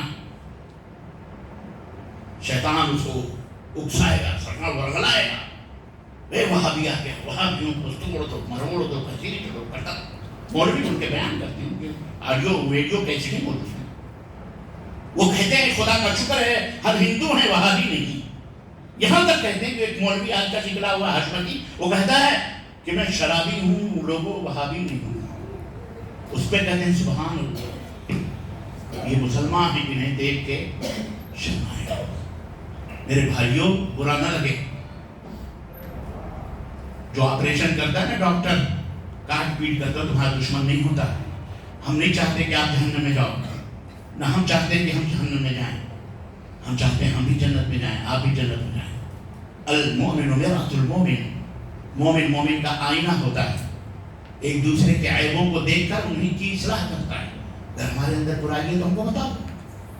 اللہ کی قسم اگر کوئی عقیدہ کوئی عمل اسلام کے خلاف ہے، قرآن و سنت کے خلاف ہے، صبح کا سورج بعد میں نکلے گا، توبہ پہلے کرنے کے لیے ہم تیار انشاءاللہ تبارک تعالیٰ۔ لیکن یہ جذبے ہم آپ کے اندر بھی ہونے چاہیے، اللہ سے توبہ کریں۔ ماں باپ کی کے تعلق سے اللہ رب نے فرمایا کہ ہم نے انسان کو یہ وصیت کی ہے، ان کے والدین کے تعلق سے وصیت کی ہے کیا خیر کرو ان کے ساتھ، اور خاص ماں کے بارے میں فرمایا کہ ماں کی مشقت کا ذکر کرتے ہوا حملتہ امہ وہنا علی وہن، تکلیف در تکلیف، خود بھی کمزور ہوتی ہے اور پھر حمل ٹھہرنے کے بعد اور کمزوری ہوتی ہے۔ تو اللہ نے فرمایا ہم نے وصیت کی ہے کہ ان کے ساتھ بھلائی کا سلوک کرو اور ان کے ساتھ خیر کا سلوک کرو۔ انشکر لی ولوالدیک، اللہ کے بندو میرا بھی شکریہ ادا کرو اور اپنے ماں باپ کا بھی بولو شکریہ ادا کرو۔ میرا شکریہ کہ میں نے تمہاری تخلیق کی ہے، میں رب ہوں تمہارا پالنہار ہوں، تم کو جان آنکھ سب کچھ میں نے بنایا تمہیں۔ ولوالدیک، اور اپنے ماں اور باپ کا شکریہ ادا کرو کہ پیدا ہونے کے بعد انہوں نے، اور خود پیدا ہونے سے پہلے بھی باپ نے بھی ماں نے کس طرح سے تمہارے لیے خواب سجائے، تمہاری پرورش کی، پیٹ کے اندر رہتے ہوئے بھی باپ کماتا تھا، ماں تو حمل سے تھی لیکن کما کے کون لاتا تھا؟ کون لاتا تھا؟ باپ لاتا تھا۔ تو باپ کا بھی شکریہ تو ماں کا بھی شکر ادا کرو۔ اور یاد رکھو الی المصیر، تمہیں پلٹ کر ہماری طرف ہی آنا ہے۔ تو کتنی نصیحت ہوگی؟ شرک مت کرو، نمبر 1۔ نمبر 2، اپنے ماں باپ کے ساتھ اچھا سلوک کرو، اور اس کے اوپر تفصیلی موضوع ہے بہرحال۔ وَإِن جَاهَدَاكَ، اور یہاں تک شکریہ ادا کرنے ان کی، سنو بہت سارے بچے ہوتے ہیں، بہت سارے لوگ ہیں، ماں باپ ڈانٹ دیں تو ناراض ہو جاتے ہیں، مار دیں تو اور ناراض ہو جاتے ہیں، کبر اور غرور ان کے اندر آ جاتا ہے۔ کوئی اولاد اپنے ماں باپ کے ساتھ غرور کرے وہ اچھا لگے گا؟ بولو، اللہ کے ساتھ کوئی غرور کرے اچھا لگے گا؟ اپنے محسن کے ساتھ کوئی غرور کرے اچھا لگے گا؟ کس چیز کے؟ یا ایھا الانسان ما غرک بربک الکریم الذی خلقک فسواک فعدلک۔ اے انسان، تجھے کس چیز نے دھوکے اور غرور میں ڈال رکھا ہے؟ اپنے رب سے تم مغروری کر رہا ہے؟ وہ رب جس نے تجھے پیدا کیا، جس نے تجھے بنایا، سجایا، تمہارا بہترین انسان بنا، اس سے غرور کر رہا ہے۔ تو اس باپ سے، اس ماں سے تم غروریت کر رہے ہو جس نے تم پیشاب کرتے تھے، تم ہنستے تھے، مونتے تھے، جو تمہارے غلاظت تم کو پیشاب اور پیخانوں کو دھلتے تھے، خوش ہوتے تھے۔ آج تم چلنے پھرنے لائق ہو گئے، سوچے ان سے غرور کر رہے ہو، تکبر کر رہے ہو، شرم آتی ہے ان سے۔ یاد رکھو، اگرچہ وہ کافر، اللہ نے فرمایا وَإِن جَاهَدَاكَ عَلَىٰ أَن تُشْرِكَ بِي مَا لَيْسَ لَكَ بِهِ عِلْمٌ فَلَا تُطِعْهُمَا وَصَاحِبْهُمَا فِي الدُّنْيَا مَعْرُوفًا۔ اگر وہ تمہیں شرک کی دعوت دیں تو ان کا انکار کر دو، نہیں، یہ نہیں ہوگا، لیکن اس کے علاوہ دنیا میں تمہیں ان کے ساتھ وہی سلوک کرنا ہے جو ایک مومن ماں اور باپ کے ساتھ. مشرک ہیں، وہ کافر ہیں، ان کے پیشاب، ان کے پیخانے، ان کی خدمت تمہیں کرنی ہے، بھلے تم نمازی ہو، اللہ کے مانو، بھلے وہ کافر ہیں، بھلے وہ مشرک ہیں. اب آپ سوچئے کتنی خوش نصیبی کی بات ہے ماں باپ نیک ہوں، صالح ہوں، نمازی ہوں، تو اس اولاد کو کیسا ہونا چاہیے اپنے ماں باپ کے ساتھ. اس لیے یہ نصیحت اپنے بچوں کو کرو کہ بیٹا ایسے نہیں ہے، ایسے رہنا چاہیے. ماں باپ کے ساتھ غرور نہیں کرنا چاہیے، تکبر نہیں کرنا چاہیے. ان کی پیشانیاں چومو، ان سے کچھ غلطی ہو جائے، ان کی زبان کچھ سختی کرتے ہیں تو اس کا یہ مطلب نہیں وہ تمہارے دشمن ہیں. تمہیں ڈانٹتے ہیں، تمہیں مارتے ہیں، تمہیں تیز بولتے ہیں، تمہاری بھلائی کے لیے تیز بولتے ہیں تاکہ تم صحیح رہو، تمہیں باہر کوئی بے عزتی کا سامنا نہ کرنا پڑے، تم باہر جا کے کہیں ذلیل نہ ہو، کہیں باہر والے تم کو نہ پیٹیں، اس لیے اندر تمہارے ساتھ کی سلوک کرتے. ہمارے بہت سارے بچے ہیں وہ کہتے ہیں کہ ہماری عزت نفس اب بابا کو دیکھو جہاں چاہتے ہیں ہماری بے عزتی کر دیتے ہیں. ابے تیری کون سی بے عزتی، ننگا پنگا گھوما تو کون سی بے عزتی اور عزت کی بات کر رہا ہے. ماں باپ بے عزتی کرتے ہیں تمہاری، وہ بے عزتی کر کے اپنی بے عزتی کریں گے. اتنا تمہارے پاس غرور آ گیا، گھمنڈ آ گیا، اتنے بڑے تم ہو گئے کہ تم یہ سوچ رہے ہو کہ ماں باپ ہماری بے عزتی کر رہے ہیں. اور جب تم ہنستے تھے بھری مجلسوں میں، شادیوں میں، بیاہوں میں، پارٹیوں میں حق دیتے تھے، منہ دیتے تھے اپنے کپڑوں کے اوپر، تو ماں باپ تو نہیں سمجھتے تھے کہ ہماری بے عزتی ہوگی. اگر یہ سمجھتے تو تو اس لائق ہوتا ہی نہیں. ٹانگ پکڑ کے وہیں سے گھما کے گٹر میں پھینکے، پھینکتے کہ نہیں پھینکتے؟ چاہے جتنے قیمتی کپڑے ہو، منہ دیا اسی کے اوپر، حق دیا. شادی میں بیٹھے کبھی برا نہیں مانتے ماں باپ، ہنستے ہوئے اٹھ کے جا کے بھری مجلس میں جا کے تمہاری صاف صفائی کر کے پھر سے کپڑے شپڑے کر کے اور لا کے چمٹا کے بٹھا دیے. تمہیں یاد ہے یہ؟ اور آج تم کہتے ہو کہ تو ہماری بے عزتی ہو رہی ہے. ہمیں تو ایسے کہا ہے تم نالائق ہو. اگر نہیں سدھرو گے اللہ کے یہاں بھی ذلیل اور آخرت میں بھی ذلیل ہوگے اور دنیا تمہیں جوتے مارے گی. یاد رکھو. اس لیے اگر حقوق الوالدین، ماں باپ سے اگر کوئی نافرمانی کیا، گستاخی کیا، توبہ کرے، بتا کہ ان کی پیشانیاں چومے، گلے لگ کے معافی مانگو. ناراض نہیں چھوڑنا اپنے ماں باپ کو کبھی، نہ ہی کبھی بلند آواز سے گفتگو کرنا. ہمیشہ ولا تقل لهما اف ولا تنهرهما، اف بھی نہ کہنا. جھڑکنا تو بڑی دور کی بات رہی. اگر کوئی بات ناگوار میں گزرتی ہے تو اف نہیں کہنا، ورنہ اعمال برباد ہو جائیں گے.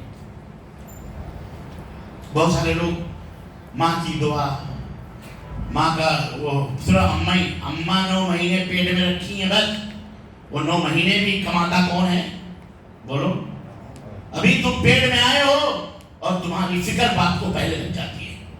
خوشی مسرت سے وہ کماتا ہے. ماں نے 9 مہینے رکھا تو اماں اماں چلا رہے ہو. وہ زندگی بھر کی تمہاری فکر کر کے باپ بیٹھا ہوا پلان بناتا ہے. اماں کھانا، باپ کما کے نہ لائے تو چولہے میں کھانا پک سکتا ہے، ہنڈی پتیلی میں کھانا پکے گا. آج لوگ اماں کی ابا بیچارہ اس کو کچھ سمجھتے ہی. ابا ہے تو اماں آئی ہیں، ابا نہ ہوتے تو اماں نہیں آتی. ابا کی وجہ سے، بابا کی وجہ سے اماں. بات سمجھ میں نہیں آئی؟ کہتے جی اماں کے پیر کے نیچے جنت ہے. اماں کے پیر کے نیچے تو خیر ضعیف اور پتہ نہیں کیسی حدیث ہے وہ، لیکن باپ جنت کا دروازہ ہے، یہ صحیح حدیث ہے. یہ دروازہ کھلے گا تب تم جنت میں جاؤ گے. اگر یہ دروازہ نہیں کھلے گا تو اماں کے جنت کے نیچے بھی تمہارا ٹھکانا کیا جاؤ. اس لیے باپ کو غیر اہم نہ سمجھو. ان کافروں نے، بدکاروں نے، فاحشوں نے، زانیوں نے، انہوں نے اماں کیونکہ ابا کا پتہ ہی نہیں مجھے، تو اب اماں رہے گی. تو اماں نے کیا کرا؟ اماں کہلوا کر سب کے زبانوں پہ اماں ڈلوا دیا. ابا آؤٹ آف ڈور ہے.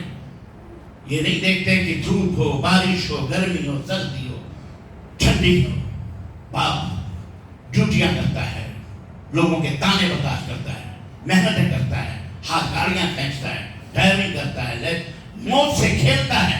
موت اور زندگی کے بیچ میں لا کے 4 پیسے گھر میں لا کے راشن دیتا ہے. تب اماں بیٹھ کر کے چولہا بھی جلائی نہیں. کوئی منحوس عورت مل گئی خبیث نہیں، اللہ تعالیٰ اسے ہدایت دے تو بھی کبھی نہیں پکا کے دے نہ دے، اللہ ہی بہتر جانے. ان کے بھی نخرے الگ الگ ہوتے ہیں، عورتوں کے بھی نخرے الگ ہوتے ہیں۔ باپ تو کما کے لایا، کہتے ہیں نا، کسی نے کہا کہ اماں ابا جب ہمارے تھے، اماں پکاتی تھی، ہم کبھی بھوکے تو نہ سوئے۔ آج جب ہم خود کما کے لاتے ہیں تو کتنی دفعہ بھوکے سو جاتے ہیں۔ آج کی ماؤں کا یہ حال ہے لڑکیوں کا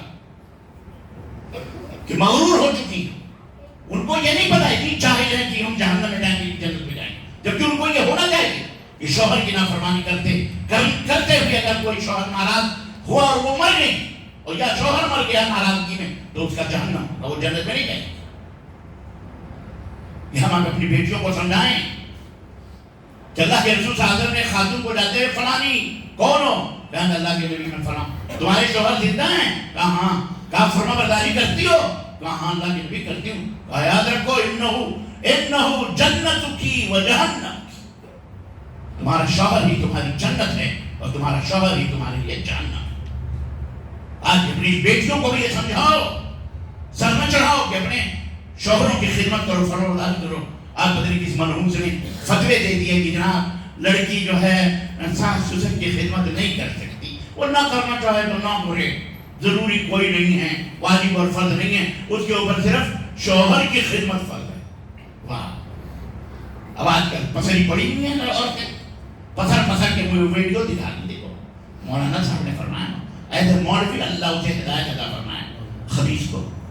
ہم نے کہا اس کو یہ بھی تو بتانا چاہیے کہ اگر ماں باپ کی خدمت نہیں کرے گی تو اس کا گھر الگ بنا دو، نہ کھانا نہ کپڑا نہ سکنا نہ رہنا نہ سہنا کچھ نہیں، وہ جا کے اپنے اماں ابا سے لے اپنے خرچے بچے، صرف شوہر بسترے کے لیے ہے بس، اسے شوہر گھر دیتا ہے، کپڑے دیتا ہے، خرچہ کیوں دیتا ہے؟ تاکہ وہ اس کے بال بچوں کو دودھ پلائے۔ ورنہ قرآن میں تو یہ بھی ہے کہ دودھ دوسرے سے پلاؤ، اس کو بھی اجرت دو، اگر تمہاری بیوی پلاتی ہے اس کو بھی ٹھیک، یہ تو لکھا ہوا کہ اپنے بچے کو دودھ نہ پلائے چلے، لیکن وہ دودھ پلانے کی اجرت لیتی ہے، شوہر سے دیتا ہے کہ میرے بچوں کو دودھ پلا رہی ہو تو تمہیں کپڑا بھی ملے گا، گھر بھی ملے گا، سب کچھ ملے گا۔ ورنہ شوہر اگر کہیں پلانا چاہے تو کسی اور کو اس کو اجرت پہ کرائے میں رکھ کر کے پلا سکتا ہے، جیسے عربوں کے اندر تھا۔ یہ بہت ضروری ہے کہ ہم اپنے بچوں کی تربیت کریں، لڑکیوں کی تربیت کریں۔ عورتیں آج کل طلاق دے دے، پھر شوہر مجبور ہو جاتا ہے کہیں کہیں اپنے بچوں کی وجہ سے، ورنہ لاکھ کمر پہ مار کر کے دروازے سے باہر ایسی عورتوں کو کر سکتا ہے، لیکن اس کے سامنے اس کے ننھے منھے یا بچے آ جاتے ہیں کہ انہیں ماں سے محروم نہیں کرنا چاہتا، اس وجہ سے وہ زہر کے گھونٹ پی کر کے جی لیتا ہے۔ ورنہ ایسی خبیث عورتیں پیدا ہو چکی ہیں، ایسی ذلیل عورتیں ہو چکی ہیں کہ شیطان کی اطاعت و پیروی کریں کہ آج گھر کے گھر برباد ہو رہے ہیں، ویران ہو رہے ہیں۔ اللہ انہیں ہدایت عطا فرمائے، یا انہیں اللہ تعالیٰ موت دے دے، ایسے نجات عطا فرمائے ایسی عورتوں سے۔ تو ہمیں اپنی بچیوں کی تربیت اس انداز سے کرنی کہ اپنی ماں اپنے شوہر کی خدمت کرو، وہ روٹ جائیں ان کو بناؤ، ان کو جاؤ، ان کے پاس جا کے بیٹھو، ان کے بغل میں بیٹھو، ان کی خیر خیریت پوچھو، ان کے لیے چائے، ان کے لیے کھانا، ان کے لیے گرم، ان کے لیے سونا، سب کچھ۔ ایک بچہ پیدا ہو گیا، 2 بچے پیدا ہو گئے تو اپنے آپ کو وہ سوچتی ہے کہ ختم، کھونٹا گاڑ دیا آنگن میں اور مائی کا لال ہم کو نکالے گا۔ ارے وہ باپ ہے، باپ بچوں کا منہ دیکھ کر کے رکھا ہوا، ورنہ تمہاری جیسے کمینی عورتوں کو لات مار کے بھگا دیتا، وہ سوچتا ہے کہ میری اولاد ہے اس لیے جانے دو، کوئی بات نہیں، ورنہ عورتوں کی کمی نہیں، الحمدللہ ایک سے ایک شریف عورتیں موجود ہیں۔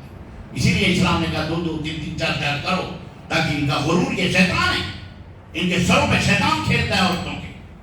اور میں یہ بات اس لیے بول رہا ہوں کہ آج کل بڑی شکایتیں آ رہی ہیں اس تعلق سے،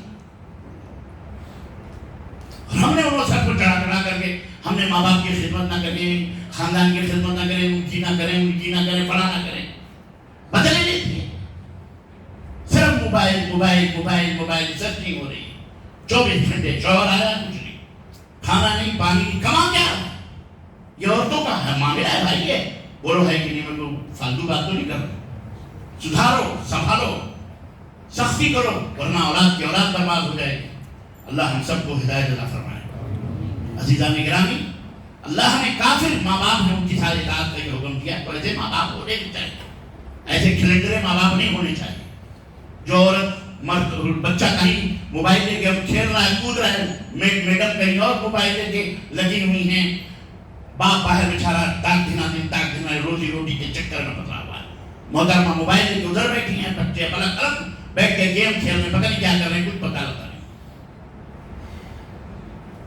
تو اللہ نے کہا کہ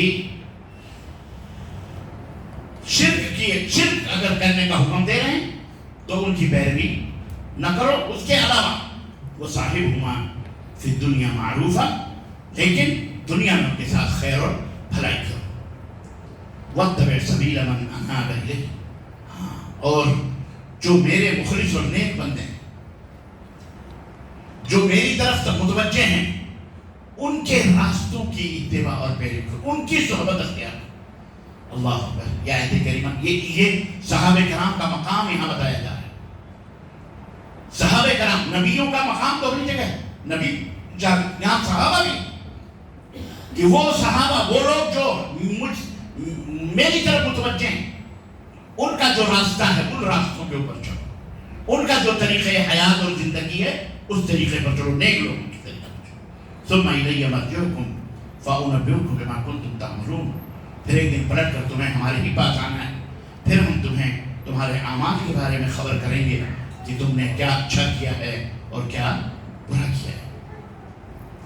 یا بنیا، اب دیکھیں باپ کا انداز بھی اپنے بیٹے کے ساتھ، بیٹے میرے بیٹے، یا بنیا اے میرے بیٹے، انہا ان تک مثقال حبۃ من خردل، اگر ایک رائی کے دانے کے برابر بھی، اگر رائی کے دانے کے برابر بھی کوئی ذرہ کسی صخرہ میں، کسی چٹان میں چھپا ہوا ہوگا تو اللہ تبارک، زمین اور آسمان میں کہیں بھی ہوگا تو اللہ تبارک و تعالیٰ یأتی بہ، اللہ اس ذرے کو بھی لا کر کے سامنے حاضر کرے، ذرہ بھی زمین اور آسمان میں کہیں بھی چھپا ہوگا اللہ اسے لا کے سامنے حاضر کرے گا۔ ان اللہ لطیف خبیر، اللہ بہت باریک خبر رکھنے والا ہے، باریک سے باریک چیزوں کا علم جس کو اللہ حضرت۔ پھر یا بنیا اقم الصلاۃ، اے میرے بیٹے نماز کو قائم کرو، عقیدہ صحیح ہو گیا، راستہ اور منہج صحیح ہو گیا، صحابہ کا، تابعین کا، جو اللہ کے نیک بندے ہیں ان کا راستہ، اور عقیدہ صحیح ہو گیا، راستہ صحیح ہو گیا، ماں باپ کی فرما برداری صحیح ہو گئی۔ اب یہاں اللہ کے حق کو بیان فرمایا جا رہا ہے، اقم الصلاۃ، نماز کو قائم کرو، نماز کو قائم کرو، وامر بالمعروف ونہی عن المنکر، نماز قائم کرو اور لوگوں کو بھلائیوں کا حکم دو، برائیوں سے روکو۔ جہاں کہیں بھی تمہاری گلی میں کوئی ننگے سر لڑکی جا رہی ہے، بچے دوپٹے رکھو، کہیں کوئی بچے گیم کھیل موبائل چلو رہے کیا کر رہے ہو لوگ، ان کے ماں باپ کو خبر ہو رہے بچے روڈ کے اوپر بیٹھ کے گالی بکریں کہ اس طرح کے ایسے کریں، بھلائیوں کا حکم دو، کوئی نماز نہیں پڑھ رہا ہے، ضرور بھائی صاحب آئیے نماز پڑھی، مسجد کا دروازہ کھلا ہوا ہے، حمام ہے، باتھ روم، واش روم میں سب ہے، بھلائیوں کا حکم دینے کی کیا ہم پڑھ لیں، دوسروں کو ہمیں کیا ضرورت ہے، نہ یہ ہماری ذمہ داری ہے۔ اللہ کے رسول صلی اللہ علیہ وسلم فرمان، جب تک تم بھلائیوں کا حکم دیتے رہو گے اور برائیوں سے لوگوں کو روکتے رہو گے تب تک اللہ تمہاری دعاؤں کو قبول فرماتا رہے گا، لیکن جب تم بھلائیوں کا حکم نہیں دو گے، برائیوں سے لوگوں کو نہیں روکو گے، دعا کرو گے بھی تو اللہ تمہاری دعاؤں کو قبول نہیں کرے، اس لیے یہ ذمہ داری ہماری ہے۔ تو حضرت لقمان نے اپنے بیٹے کو یہ نصیحت کی کہ بیٹے اس طرح سے بھلائیوں برائیوں روکو، واصبر علی ما اصابک، بھلائیوں کا جب تم حکم دو گے اور برائیوں سے روکو گے تو تمہیں اذیت بھی آئے گی، گالی بھی آئیں گے، پتھر بھی آئے ہیں، چل رہے بڑا آیا نیک بننے والا، بڑا آیا نماز، چلو گالیاں بھی دیں گے، برا بھلا بھی کہیں گے، تو فرمایا کہ واصبر علی ما اصابک، اس وقت تم صبر کرو، صبر کرو، نبیوں نے صبر کیا، رسولوں نے صبر کیا، تم بھی صبر کرو، کیوں؟ ان ذلک من عزم الامور، یہ بڑے مضبوط جگر والے لوگوں کا طریقہ رہا ہے کہ جو ہدایت دینے، بھلائیوں کے راستوں میں، برائیوں سے روکنے کے راستے میں تکلیفیں اٹھائیں، پہنچی تو انہوں نے اس کے اوپر صبر کیا ہے۔ اسی طرح سے وَلَا تُسَعِّرْ خَدَّكَ لِلنَّاسِ، جب تم محفل ہو کسی سے ملو تو منہ پھیر کے نہ ملو، وعلیکم السلام، کیا ہے، السلام علیکم، منہ بنا کے غصے سے، بلا تو سعید خط کا منہ بنا کے کسی سے ملاقات نہ کرو، ہنستے مسکراتے، کیونکہ یہ بھی صدقہ ہے، یہ بھی کیا ہے؟ صدقہ ہے۔ منہ پھیر کے کسی چیز سے، بعض لوگ ہوتے ہیں بڑے لوگ اپنا بڑاپن ظاہر کرتے ہیں، بعض لوگ ہاتھ بڑھا دیتے ہیں، وہ چومتا رہتا ہے، چاٹتا رہتا ہے، اور دیکھتا بھی نہیں۔ یہ پیر پگاڑے لوگ جو گھومتے ہیں، ڈھونگی مداری، اللہ انہیں ہدایت عطا فرمائے۔ تو یہ ہے کہ کسی سے بھی ملو تو حشاش مسکرا کر مضبوطی کے ساتھ وعلیکم السلام ورحمۃ اللہ وبرکاتہ، خیریت پوچھو۔ اسی طرح سے کہا ولا تمشی فی الارض مرحا، زمین میں اکڑ کے نہ چلو، نہ خود پیروں سے اکڑ کے چلو، نہ گاڑیوں سے اکڑ کے چلو، کسی سیلنسر بنا ہوا لو، اس میں کچھ گھسا لو اور پروان کر کے پورا محلہ جگہ بیدار، قبرستان پہنچ جاؤ تو مردے بھی بیچارے اٹھ کے کھڑے ہو گئے۔ آج بعض بدماش بچے ایسا بھی کرتے ہیں، غلط بات ہے۔ کار بھی چلاتے ہیں، بائک بھی عجیب و غریب انداز سے چلاتے ہیں، لوگوں کو ڈراتے ہیں، یہ سب تکبر کی علامت ہیں، یہ شرافت کی نشانیاں نہیں ہیں۔ اس لیے اکڑ کر کے نہ چلو۔ ان اللہ لا يحب كل مختال فخور، اللہ تعالیٰ ایسے تکبر کرنے والے انتخابات مکار لوگوں کو پسند نہیں فرماتا ہے۔ وقصد فی مشیک، اور اپنی چال میں درمیانہ رویے سے ایسے بھاگم نہ چلا کرو، بڑے وقار کے ساتھ چلو، عزت کے ساتھ چلو۔ خاص طور سے آپ جب اسلامی طور طریقے پہ رہیں تو اسی وقار کے ساتھ چلیں، سمجھ رہے ہیں؟ ناچتے کودتے ادھر سے ادھر ایسا ویسا نہیں، بڑے وقار کے ساتھ، لگے کہ ہاں مسلمان جا رہے ہیں، ایسا نہ لگے کہ اول فول جانور اور حیوان جا رہے ہیں۔ وغضض من صوتک، اور اپنے آواز کو پست کر کے لوگوں سے گفتگو کرو، بات چیت کرو۔ جب ملو ملاقات چیخ کر کے بات کرنے کی ضرورت نہیں۔ اب آپ بولے مولانا آپ تو چیخ ہی رہے ہیں، تقریر کر رہے ہیں، تقریر کی بات الگ ہے، سمجھ رہے ہیں؟ اور آپس میں بات کرنا ایسے وہ الگ ہے۔ جہاں دیکھو وہیں ڈانٹ ڈپٹ کی چل رہا کہ ہاں اچھا فلاں خان صاحب گرج رہے ہیں، بھائی پتہ چلے کہ فلاں صاحب گرج رہے ہیں، فلاں صاحب گرج رہے ہیں، تو نہیں ہونا چاہیے۔ آواز کو پست پیار سے محبت سے نرمی سے بات کرو۔ اللہ تعالیٰ نے اللہ نے فرمایا کہ لقمان نے کہا ان انکر الاصوات لصوت الحمیر، کیونکہ چیخ کر کے لوگوں سے بات کرنا ایسے سب سے ناپسندیدہ جو آواز ہے دنیا میں وہ گدھے کی آواز، گدھا جو ڈھین چوں کرتا ہے، لوگ اس کی آواز کو پسند نہیں کرتے، تو اللہ نے فرمایا اس سے ناپسندیدہ آواز ہے۔ تو اس طرح سے عزیزان گرامی حضرت لقمان علیہ السلام نے اپنے صاحبزادے کی 10 نصیحتیں وہ کری، اور ہم نے اس کا خلاصہ مختصراً کہیں تفصیل کہیں کیا کہتے ہیں اجمال مختصر آپ کی خدمت میں رکھی۔ اللہ رب العزت کہنے اور سننے سے زیادہ کہنے والے کو، سننے والوں کو عمل کی توفیق عطا فرمائے۔ اللہ تعالیٰ ہمارے دلوں کو رب کے قرآن کی طرف پھیرے، نبی کریم صلی اللہ علیہ وسلم سچی اور پکی محبت کرنے والا ہمارے دلوں کو بنائے، ہمارے عمل کو سنت کے مطابق بنائے، ہمیں بدعات سے، شرک سے، ہمیں بھی، ہماری آل اولاد کو بھی، ہمارے بچوں کی اللہ حفاظت فرمائے، آمین یا رب العالمین۔ اور یہ پروگرام جن لوگوں نے بھی رچ کیا، اللہ تعالیٰ ان سب کے میزان حسنات میں بنائے، جو لوگ بھی دام دل میں قدم سخنے جو اس میں خرچ کیے ہیں، اللہ تعالیٰ انہیں برکتوں سے نوازے اور انہیں مزید توفیق عطا فرمائے، اس طرح کی مجلسیں، اس طرح کے دینی اجتماعات منعقد کرنے کی اور لوگوں تک اللہ اور کے رسول کی باتوں کو پھیلانے کی اللہ ہم سب کو توفیق عطا فرمائے، آمین یا رب العالمین۔ وصلی اللہ علیہ نبینا محمد وعلی آلہ وصحبہ اجمعین۔ سوالات کتنے 10 منٹ باقی ہیں؟ ہے